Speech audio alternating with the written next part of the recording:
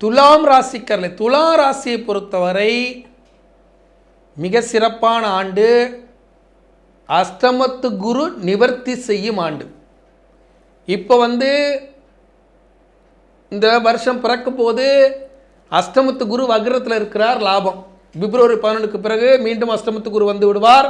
சில கஷ்டங்கள் இருக்கும், பொருளாதார நெருக்கடி இருக்கும். ஆனால் பிப்ரவரி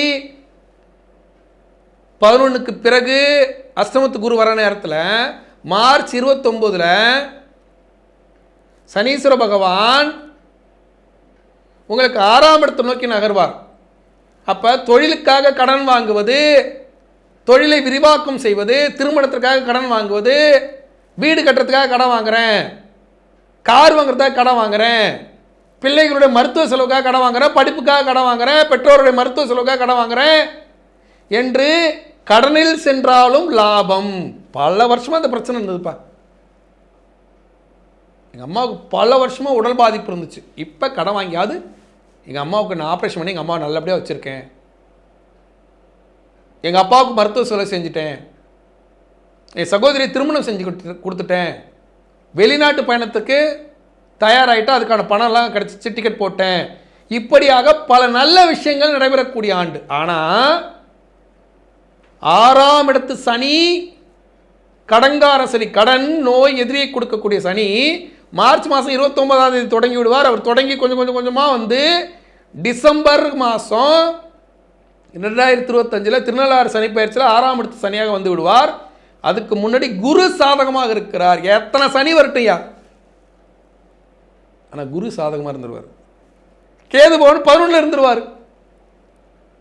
ராகு பகவான் 5 இருந்துருவார். இது எல்லாமே தொழிலில் திடீர் வளர்ச்சி.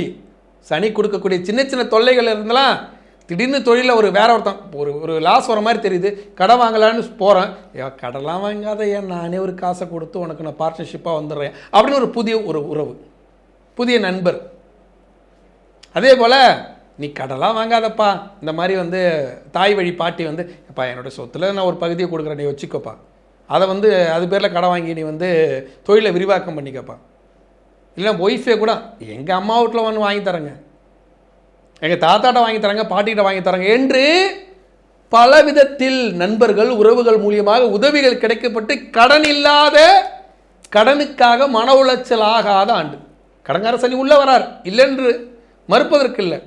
எதிரி உள்ள வருவான், நோய் உள்ள வரும். ஆனால் அந்த நோயை, எதிரியை, கடனை சமாளிப்பதற்கு குரு பகவான் ஆட்களை அனுப்புவார். ராகு கேதுகள் உதவி செய்யும். அப்படி இருக்கக்கூடிய ஒரு அற்புதமான ஆண்டு.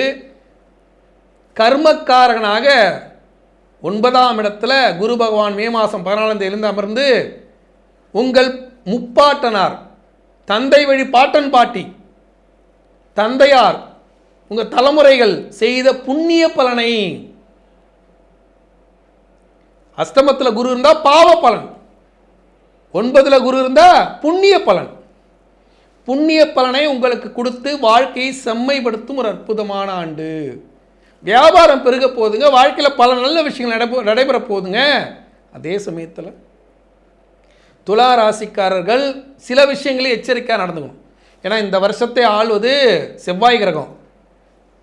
சைவத்தில் செவ்வாய் கிரகத்தின் அதிபதி முருகப்பெருமான், வைணவத்தில் செவ்வாய் கிரகத்தின் அதிபதி நரசிம்ம பெருமான்.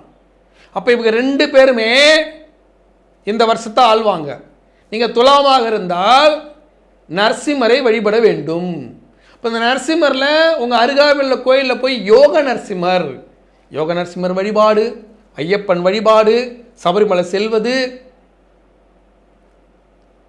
அதே போல் அகோபிலம் போவது, பரிக்கல், சிங்கர்குடி, பூரசங்குப்பம், அதே போல் ஸ்ரீரங்கத்தில் இருக்கிற காற்றழகிய சிங்கப்பெருமாள், இப்படி என்று தேடி தேடி புதன்கிழமை சனிக்கிழமையில் நரசிம்மர் வழிபாடை செய்வது என்பது துலா ராசிக்காரர்களுக்கு கடனை அடைக்கும் ஒரு அற்புதமான ஆண்டு. ஏன்னா நீங்கள் பல விஷயங்கள் எடுக்கும்போது கடனை அடைக்கிறதுல மிக உன்னதமான தெய்வங்கள் 2பா. ஒன்று முருகப்பெருமான், இன்னொன்று நரசிம்மர். அவங்க 2 பேர் தான் இந்த வருஷத்தை ஆள்றாங்க. அப்போ கடனை ஈஸியாக அடைச்சிடலாம். கடன் அடைக்கிறதுக்காக நரசிம்மருக்கு தனி ஸ்லோகமே உண்டு. அப்படி இருக்கக்கூடிய இந்த ஆண்டில் நரசிம்மரை வழிபட்டு மகானானவர் யாருன்னா ராகவேந்திரர். அந்த ராகவேந்திரரை கட்டியாக பிடிச்சிக்கோங்க. சிதம்பரம் போங்க, புவனகிரியில் ராகவேந்திரர் பிறந்த ஊர். ஓம் ஸ்ரீ பூஜ்யாய ராகவேந்திராய சத்திய தர்மரதாயஷ பஜதாம் கல்ப விருட்சாக நமதாம் காமதேனு நமக என்ற ஸ்லோகம் சொல்லி தினமும் ராகவேந்திரரை வழிபடும் போது கஷ்டத்தை குறைக்கக்கூடிய, லாபத்தை அடையக்கூடிய வாய்ப்புகளை ஏற்படுத்தி கொடுப்பார். மந்திராலயம் போங்க, ஆமை மேலே உள்ள ஒரு ராகவேந்தருடைய சின்ன சிலை, ஒரு பளிங்கு சிலை வாங்கிட்டு வந்து வீட்டில் வைங்க. வாஸ்து தோஷம் நீங்கும், வருமானம் பெருகும். இப்படியாக துளாராசிக்காரர்களுக்கு வாய்ப்புகளை, வசதிகளை இறை வழிபாட்டின் மூலியமாக பெருக்கிக் கொள்ளக்கூடிய ஒரு அற்புதமான ஆண்டு இந்த ஆண்டில். அனைவரும் நரசிம்ம பெருமானை வழிபட்டு நலமாக வளமாக வாழ வாழ்த்துக்கள். இந்த பதிவில் 2025ஆம் ஆண்டு ஆங்கில புத்தாண்டு 12 ராசிக்காரர்களுக்கு எப்படி பயன்படுகிறது, எந்த மாதிரி பலன்களை வாரி வழங்குகிறது என்று பார்த்தோம். இவையெல்லாம் கோச்சார பலன்கள் தான். இதில் ஒருத்தருடைய பலன்கள் எப்படின்னா, ஜனஜாதகம் என்பது 50%, தசாபுத்தி என்பது ஒரு 25%, 75% ஆயிடுச்சா.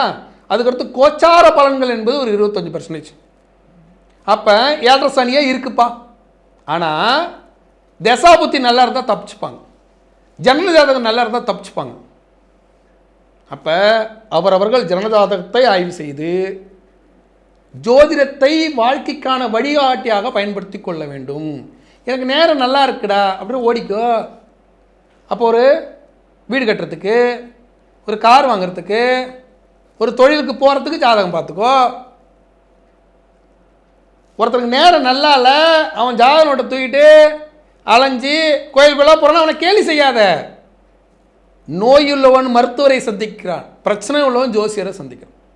நீ நல்லா உடம்பு வச்சிருந்து உனக்கு நல்லா இருந்தா, உடம்பு சரியில்லாத டாக்டருக்கு போனால் அவனே நீ கேலி பண்ணுற. உடம்பு சரியில்லாதான் அவன் டாக்டருக்கு போகிறான், அதுமாதிரி நேரம் சரியில்லாதான் ஜோசியரை பார்க்குறான். உனக்கு நேரம் நல்லா தான் நீ போட்டு போயிட்டுறேன். உனக்கு புண்ணிய கணக்கு ஏற்கனவே இருக்கும், அதை நீ அனுபவிச்சுட்டு இருப்ப, நீ மட்டும் போயிட்டுரு. அவரவர்கள் நம்பிக்கையில் மூட நம்பிக்கை கலக்காமல் பார்த்து கொள்ளுங்கள், அவநம்பிக்கை இல்லாமல் பார்த்து கொள்ளுங்கள். ஆனால் நம்பிக்கையை வேணுமென்றே அவநம்பிக்கையாக மாற்றாதீர்கள். ஜோதிடம் என்பது ஒரு நல்ல விஷயம். அதில் வாழ்க்கைக்கு வழிகாட்டியாக எடுத்துக்கொண்டு நம்ம பயன்படுத்திக்கணும். இந்த 2025 புத்தாண்டில் பல நல்ல விஷயங்களை சரியாக பயன்படுத்தி அதற்கான இறை வழிபாட்டை செய்து இந்த ஆண்டை சிறப்பாக அமைத்து கொள்ளணும். அனைவருக்கும் ஆங்கில புத்தாண்டு நல்வாழ்த்துக்களை தெரிவித்துக் கொண்டு, அனைவரும் சீதா சுரேஷ் வலையொலி காணொலியை சப்ஸ்கிரைப் பண்ணிக்கோங்க, பெல் ஐக்கானை கிளிக் பண்ணுங்கள், நண்பர்கள் உறவுக்காரருக்கு ஷேர் பண்ணுங்கள். பல நல்ல விஷயங்கள், புரியாத விஷயங்கள் நம்ம வலையொலி மூலிமா உங்களுக்கு வர காத்திருக்கிறது. உங்களுக்கு இந்த சனிப்பெயர்ச்சியில் கூட குழப்பம் இருந்திருக்கும், உண்மையாலுமே மாறி போச்சா இல்லை மாறலையான்னு அதுக்கு தெளிவான ஒரு விளக்கம் நான் கொடுத்துருக்கேன். இதே போல் பல புரியாத புதிர்களுக்கு தொடர்ச்சியாக விடையளித்து கொண்டிருக்கிறோம் நம்மளது காணொலியில். அனைவரும் அதை சரியாக பயன்படுத்தி வெற்றி மேல் வெற்றி குவித்து நலமாக வளமாக வாழ வாழ்த்துக்கள். மீண்டும் இதே போல் ஒரு காணொலியில் உங்களை சந்திக்கும் வரை உங்களிடம் விடைபெறுவது வானசாஸ்திர நிபுணர், உங்கள் வாழ்வியல் ஜோதிடர், உலக மாந்தி ஜோதிடர் டாக்டர் சீதா சுரேஷ். நன்றி, வணக்கம்.